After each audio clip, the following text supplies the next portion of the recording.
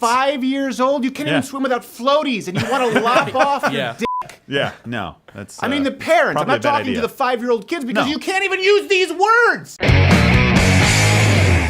Question of the day: where's the line between being a child performer and being the victim of child abuse? Let me explain the context here before we get to this Vice video we're going to rebuttal. I want to be very clear because our 3-year-old video on Stephanie, the 56-year-old trans 5-year-old, was removed from YouTube for apparently making They're people on top feel of things, unsafe. aren't they? Apparently, the entire 56-year-old trans 5-year-old community was stunned that we were not supporters of them. Wow. I think transitioning children is child abuse, right? You let me know what you think. Change my mind. You're more than maybe we could do it. Change my mind, but I would probably be acid milkshake. Of course, activists right now, the transgender activists, and what you see at Vice, they claim that the right hates science. This is something we hear a lot. I cannot fathom that argument when you see these kinds of videos at Vice, when you see the kind of anti-scientific rhetoric really that's being substituted with an agenda. So here you go. Vice had this documentary to look at how parents should know when to have their children transition to the opposite gender. As families try to support their children and lessen the potential for self-harm, they're now forced to weigh the options of early medical intervention. Now kids like 8-year-old Max O'Brien can delay the onset of puberty using drugs called hormone blockers. Max goes to Boston Children's Hospital, which opened the first clinic for transgender youth in the U.S. Since 2007, I wouldn't let that woman around my kid because of her haircut. In the past couple of years, our volume has just about doubled. Well, I saw a white lab coat in there. Color me convinced. You know what's also, by the way, before we get to the substance, I don't know, this is ad hominem. Do you find it weird that they say a drug known as hormone blockers? Like, that is the colloquialism. But that's like a drug known as clomiphene citrate. It's like a drug known as a painkiller. A drug that is a chemical which does something medically. Why would they say it's a hormone blocker? You don't need to say a drug known as hormone blockers. No, you just see it's a hormone blocker. So this is what Vice does. They have these interviews with these experts, right? People in white lab coats. What they don't tell you is that these trans activist doctors actively perpetuate anti-scientific myths about transgenderism and then completely ignore huge amounts of evidence that contradict their dogma. And something else, they're talking about young children. Yeah. Here's something I want to genuinely know, because weighing their options because of how their children feel. Some of these kids are 8-year-olds. Yeah. We don't allow 8-year-olds to make decisions about anything, specifically sex, right? You don't allow an 8-year-old cannot consent to sex. You don't allow them to make any sexual decisions, yet you are allowing them to make decisions that will permanently alter their sexual functioning and their social sex life for the rest of their life. Yeah. In what other scenario can you imagine us do? This is the only scenario where we allow 8-year-olds to make permanent, life-altering sexual decisions. Yeah, and I think it's important to know in this video, they spend about the first 5 to 8 minutes telling you family stories, really trying to soften you up to situations. And they start off with a 5-year-old. Yeah. They start off with somebody who was maybe looking at transitioning at 3 and 4 years old. Like, and this entire thing is meant to think that this is such a hard life that we have to do this. So they're trying to set you up for an emotional pull, transitioning not science. 5 years old, you can't even swim without floaties, and you want to lop off your dick. Yeah, no, that's. I mean, the parents. I'm not talking to the 5-year-old kids because you can't even use these words. No. How can you even describe They're the naughty words the procedure you can't use when you can't even use them without putting a nickel in a swear jar? Okay, next clip. Another one is really kind of the psychosocial development. Our brains are supposed to be, exposed to estrogen and testosterone. Okay. You know, if you're not getting your sex steroids, do you still go through that? And how important is that in gender identification? We don't know. No, actually, we do know. Okay, so they're talking about giving hormone blockers to kids. Right. Giving them hormone blockers seems to lock them into a permanent condition of gender dysphoria. Yeah. This is something people don't talk about, and it's important. We'll come back to it. If the kids don't transition early on, about 75 to 90% of the kids completely grow out of it.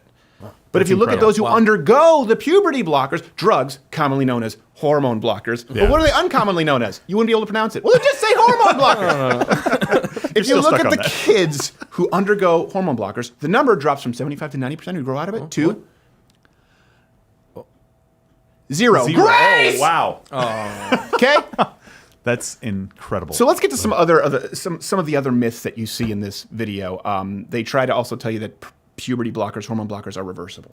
If Max changes his mind at any point, we can release the blockade, and we know from lots of papers of experience that he will go into puberty on his own, a female puberty. To me, blockers is, again, it's not a permanent thing. It just puts a pause for a while. No, it is much more severe than putting a Wrong. pause. Yeah. That is By the way, wrong. isn't it Very nice wrong, that you could just say, like, just puts a pause. A pause to what? A pause to the fusing of growth plates and proper hormonal development, as long as facial structure, ligaments, overall connective tissue. He really could be walking around like he has rickets. We don't know. It can hormone blockers can permanently affect height. Okay, girls can have a male growth spurt. Guys can end up with a female stature. Okay? Yeah. These are not things that you can correct. Do you remember, by the way, when we're talking about this, do you remember as a kid when they used to tell you, don't drink coffee, it might stunt your growth? Yes. They used to say, no lifting weights. And we're like, don't lift weights too young. Yeah. Don't drink coffee. And we're like, I might shave off an 1.5 inches. But now we're talking about pumping their bodies full of estrogen or foreign hormones. But it is remarkable to me that they just say, they act as though, this is just very mild. We can just put you on hormone altering puberty blockers. And if you don't like it, you could go back. Well, no, hold on a second. First, do no harm, right? You've heard of that with doctors. How about we don't put them on hormone blockers and see if they figure it out, especially when 75 to 90% of them don't end up having gender dysmorphia for the rest of their life anyway. Yeah. And by the way, while we're talking about hormone blockers, it's important to note that even having naturally low levels of a lot of these hormones can damage the human body. Right? So low testosterone in men linked to diabetes, heart problems, obesity, other hormones, particularly in women, estrogen, they help contribute to mental well-being. Low levels strongly correlated with increased suicide attempts. This is something to think about. We already have a certain demographic here, transgenders with an insanely high suicide rate. Yeah. Do we really want to start to severely alter hormones which directly correlate to one's mental state at a younger age? By the way, hit the notification bell. We're talking about mental state because subscriptions don't mean a whole lot anymore. Join up at Mug Club, ladowscrowder.com/Mug Club unless you just want Vice to win, and subscribe on iTunes. Okay, another thing they tell you, the kids won't be able to be themselves if you don't let them trans. Someone think of the children, transgender children. We're trying to do is provide the treatment, the care, for young people who, in the absence is she Asian of or just very that scowly? care, I can't tell. have a very high likelihood of taking their lives. So my sense is cross-sex hormones, pubertal blockers are absolutely medically necessary. That's your feeling. Only it's wrong. It is not true. How does that pass as a medical opinion? Well, here's the thing they don't talk about. People with gender dysphoria who undergo surgery, they're still 19 times more likely to commit suicide than the general population. You cannot find that kind of a demographic anywhere outside of, from what I understand, paranoid schizophrenics. You don't even find it in the demographics of American slaves or Holocaust survivors. Wow. Yeah, that's But insane. we're supposed to believe because they couldn't take a dump at the preferred bathroom at a Denny's. That's why you find them hanging from a noose in the basement. Yeah. Listen, it's not that people have no compassion, right? We're just talking about the science, and we're looking at the actual solutions to the problem, which, just in the opinion of most people here, is not pumping a 5-year-old full of drugs known as hormone blockers. Yeah. All right. The next thing is transitioning. They want to make you think it's the only option. People talk about us being such brave and courageous parents and stuff. I didn't see any other option. The Vice interviewer said that, right? Like, to me, I don't think he would have made it. I mean, the stuff that he's said and felt. And so I want a live kid. I want my kid. I don't care. I'll take him as a boy. It doesn't matter to me.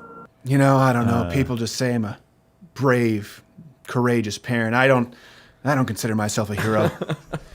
Just because I gave my kid some anastrozole or clomiphene citrate. I don't know. I don't think I deserve a medal pinned on this jacket. I do have a few here that I got from the Vice interviewer with the angry lesbian haircut.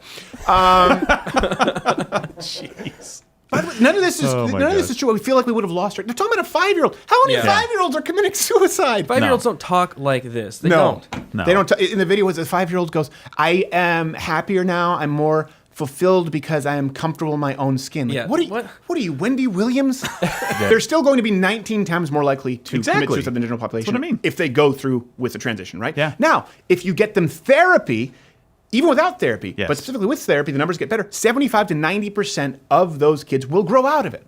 Right? Yeah. So any way you look at it, 75 to 90% will grow out of that 19 times the general population suicide rate. Yeah. So if you want to be a good parent, you say, I think I may have, my 6-year-old was looking up old Derby single safety razor blades. And I said, why are you adding that to Amazon cart? What 5-6-year-old is killing themselves?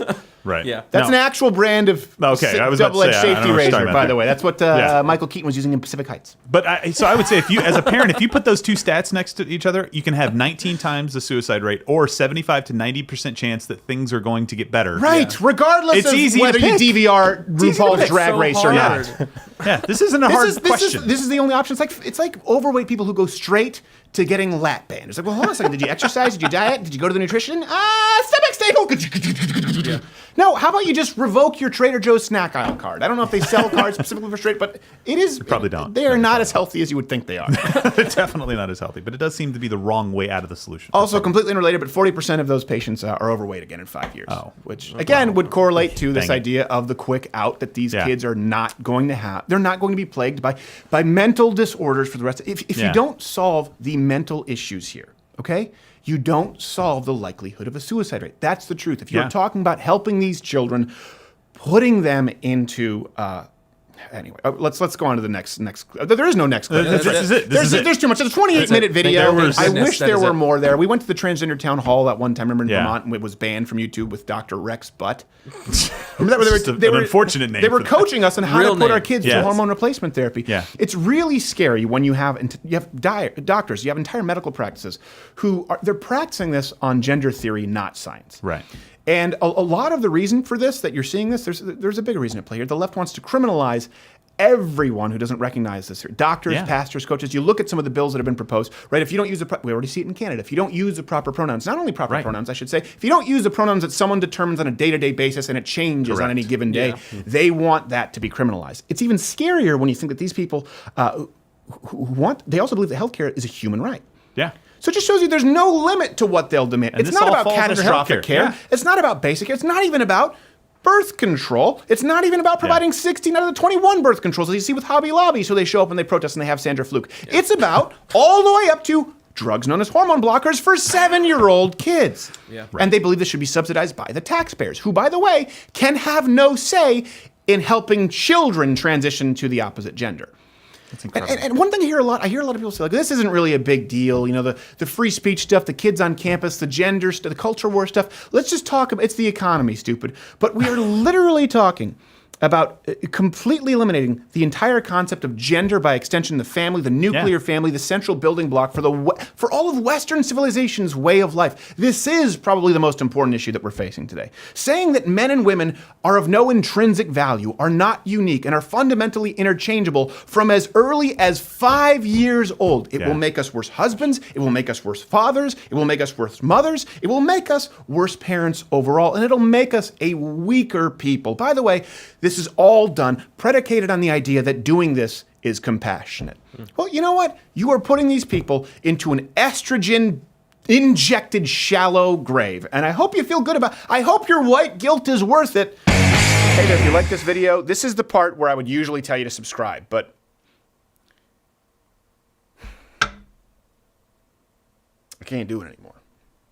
I'm going to tell you to subscribe, and then YouTube is going to decide that we can't reach you even though you subscribe to this channel, and then I'll say hit the notification bell, and then the notification bell won't even be there anymore. I don't know what to say. More than likely, you'll find my face in a milk carton. But do what you can to stop it. It probably won't do much.